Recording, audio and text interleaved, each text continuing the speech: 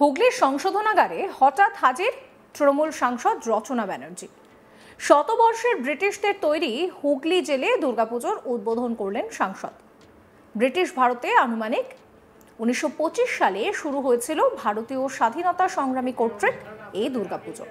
বর্তমান সময়েও এই পুজো চলে আসছে, তবে বর্তমানে এই পুজোতে কয়েদিরা সংশোধনাগারের মধ্যে থেকে দুর্গাপুজো উপভোগ করতে পারেন। দুর্গাপুজোর আগে সংশোধনাগারে বন্দি মানুষদের হাতে নতুন জামা কাপড় তুলে দেওয়া হয়। এই অনুভূতি এক কথায় অন্যরকম বলছেন রচনা ব্যানার্জি। একসময় ব্রিটিশ শাসিত ভারতে হুগলির সংশোধনাগারে বন্দী ছিলেন একাধিক স্বাধীনতা সংগ্রামী। তৎকালীন সময়ে কালাপানির কারাগার অর্থাৎ মায়ানমার মন্দনালয়ের কারাগারে প্রথম দুর্গাপুজো শুরু হয়েছিল। এর নেপথ্যে ছিলেন নেতাজি সুভাষচন্দ্র বসু। সেই থেকেই অনুপ্রাণিত হয়ে পরাধীন ভারতের 1925 সালে হুগলি জেলে এবং আন্দামান দ্বীপপুঞ্জের কারাগারে দুর্গাপুজো শুরু হয়। হুগলি সংশোধনাগারের সামনের মাঠেই দেবী দুর্গার পুজো করা হয়। তবে এই পুজোর অন্যতম বিশেষত্ব, এখানে দেবী দুর্গার সঙ্গে থাকেন রামচন্দ্র। শতবর্ষের হুগলি সংশোধনাগারের দুর্গাপুজো এসে রচনা ব্যানার্জি বলছেন যে যারা দোষী সাব্যস্ত হয়েছেন তারাই সংশোধনাগারের মধ্যে রয়েছেন, তাই তারা বাইরে বেরোতে পারছেন না। তাদের সঙ্গে দেখা করে এক অন্যরকম অনুভূতি হচ্ছে, সেই কারণেই তিনি এখানে এসেছেন।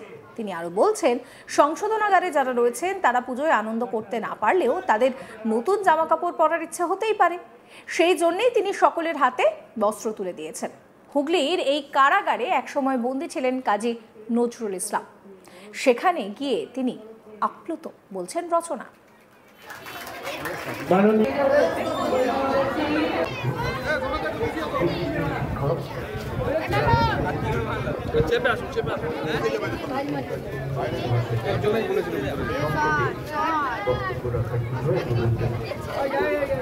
সরে যান, একটু সরে যান, সরে যান।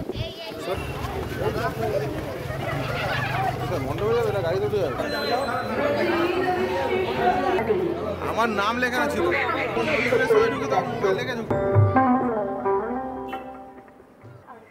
শোনাবো আপনাদের কি বলছেন তৃণমূল সাংসদ রচনা ব্যানার্জি। পুজো তো সবার, মানুষ পুজোর সময় সবাই আনন্দ করতে চান, সবাই নতুন জামা কাপড় পেলে খুশি হন। তো সেই জন্য আজকে আমাদের টাউন প্রেসিডেন্ট মহিদার প্রয়াসে আমাদের শ্যামাপ্রসাদ মুখার্জি অত্যন্ত সম্মানীয় মানুষ একজন, ওনার এই প্রয়াস ছিল যে সাংসদকে নিয়ে উনি আজকে সংশোধনাগারে আসবেন এবং সেখানকার যারা মহিলা এবং পুরুষরা যারা ভিতরে রয়েছেন, যারা দোষী সাব্যস্ত হয়েছেন এবং দীর্ঘদিন আজকে সংশোধনাগারে রয়েছেন, তাদেরকে বস্ত্র বিতরণ করার জন্য। এবং সেই জন্যই আমি ভিতরে গিয়েছিলাম সবাইকে নতুন বস্ত্র দেওয়ার জন্য এবং ভীষণ ভালো লাগলো। সব ধরনের উদ্বোধন করতে ইচ্ছে হয়, কিন্তু এরকম ধরনের জায়গায় আসলে একটা অন্যরকম অনুভূতি হয় যে এত মানুষ রয়েছেন অথচ তারা বুঝে বেরোতে পারছেন না বাইরে। আমরা যে আনন্দ করছি তারা সে আনন্দ থেকে বঞ্চিত, কিন্তু তাদের তো নতুন জামা কাপড় পরার ইচ্ছে থাকতে পারে। তো সেই জন্যই আজকে এই প্রোগ্রাম অনুষ্ঠান এবং সেই জন্য ভিতরে যাওয়া এবং সেই সেলেও আমরা মাত্রদান করে আসলাম এবং কিছু যারা রয়েছেন মহিলা যারা রয়েছেন যারা তাদেরকে শাড়ি দেওয়া। এই প্রথমবার জেলের আবাসিকদের মধ্যে বস্ত্র 100 বছর পূর্তি, সেই জন্য 100 বছরের একটা অনুষ্ঠান তো দুর্গাপুজো বলে কথা, সেই জন্যে আমাদের এই বস্ত্র বিতরণ অনুষ্ঠানটা। ইসলাম এই কারাগারে বন্দী ছিলেন দীর্ঘক্ষণ, সেই কারাগার কি ঘুরে দেখলেন আপনি? সেখানে গিয়েছিলাম এবং সেখানে কাজী নজরুল ইসলামের মূর্তি রয়েছে, সেখানে আমরা মাল্যদান করলাম, প্রণাম করলাম এবং সেখানে আসলাম। এখন আমাদের এই নিয়ে আমার কলিগ রাহি হালদার একটি রিপোর্ট দিয়েছেন, সেই রিপোর্ট হলো আপনাদের জন্য। দুর্গাপুজোর যে সূত্রপাত তা ইতিমধ্যেই হয়ে গিয়েছে, একেবারে দেবী পক্ষ পড়ে গেছে, পুজোর আনন্দে মেতে উঠছে আপামর সমস্ত জনগণ, সমস্ত বাঙালি। এরই মধ্যে এক বিশেষ রকম পুজোর সঙ্গে সামিল হলেন হুগলির সাংসদ রচনা বন্দ্যোপাধ্যায়। তাকে দেখা গেল একবারে হুগলির যে কারাগার অর্থাৎ যে সংশোধনাগার, সেই সংশোধনাগারে গিয়ে সংশোধনাগারে বন্দি থাকা মানুষজন তাদের সঙ্গে কথা বললেন, তাদেরকে পুজোর আগে তাদের হাতে নতুন বস্ত্র তুলে দিলেন এবং একই সঙ্গে তিনি তার এই যে অভিজ্ঞতা তা যে একদম অন্যরকম একটি অভিজ্ঞতা, সেই কথা জানালেন সাংসদ রচনা বন্দ্যোপাধ্যায়। হুগলির যে সংশোধনাগার, সেই সংশোধনাগারের এই বছর প্রায় শতবর্ষ উদযাপন হচ্ছে দুর্গাপুজোর। মূলত এটি শুরু হয়েছিল নেতাজি সুভাষচন্দ্র বসুর হাত ধরে। তিনি একেবারে মায়ানমারের মান্দারান জেল, সেখানে তিনি এই দুর্গাপুজোর শুরুয়াত করেন। পরবর্তীতে স্থায়ী থেকে অনুপ্রাণিত হয়ে হুগলির যে কারাগার এবং আন্দামানের যে সেলুলার জেল, সেইখানে পরবর্তীতে তাই থেকে অনুপ্রাণিত হয়ে 1925 সালে এই দুর্গাপুজোর শুরুয়াত হয়েছিল।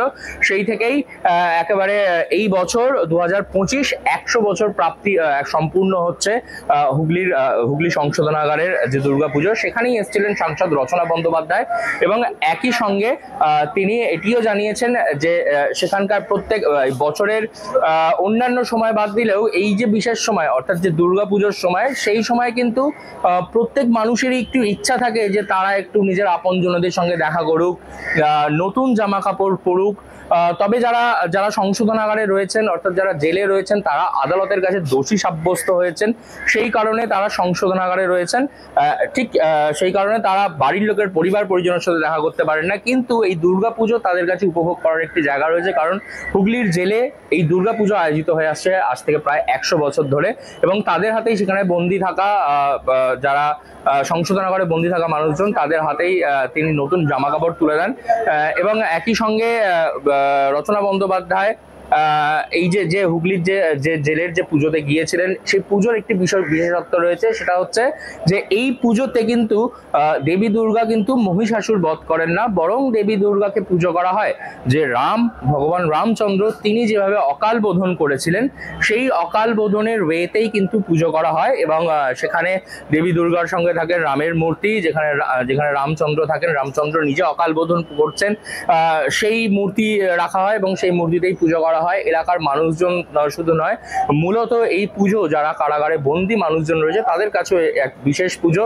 এবং হুগলির সাংসদ রচনা বন্দ্যোপাধ্যায় তথা দিদি নাম্বার 1, তিনি এই সমস্ত মানুষদের সঙ্গে দেখা করেন, তাদের সঙ্গে কথা বলেন, তাদের হাতে নতুন বস্ত্র তুলে দেন এবং সবশেষে তিনি জানান পুজো সকলের ভালো কাটুক।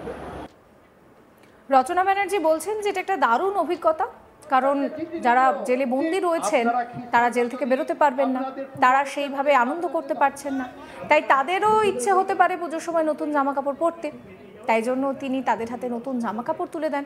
এবং এই যে জেল, এই যে সংশোধনাগার, এটা একটি ঐতিহাসিক জায়গা। এখানে প্রথম পুজো শুরু করেছিলেন সুভাষচন্দ্র বোস, কাজী নজরুল ইসলাম তিনি এখানে কারাবন্দী ছিলেন। তো সব মিলিয়ে এই জায়গায় আসতে পেরে যথেষ্ট উচ্ছ্বসিত, এবং এই সমস্ত যারা জেলবন্দি মানুষ রয়েছেন তাদের হাতে এই কাপড় তুলে দিতে পেরে এক অন্যরকম অভিজ্ঞতার মুখোমুখি হলেন রচনা ব্যানার্জি। এই ভিডিও আপনাদের কেমন লাগলো অবশ্যই কমেন্ট করে জানাবেন, কমেন্ট সেকশন খোলা রয়েছে আপনাদের জন্য। এরকম সমস্ত কন্টেন্টের জন্য আমাদের চ্যানেলটিকে সাবস্ক্রাইব করতে ভুলবেন না।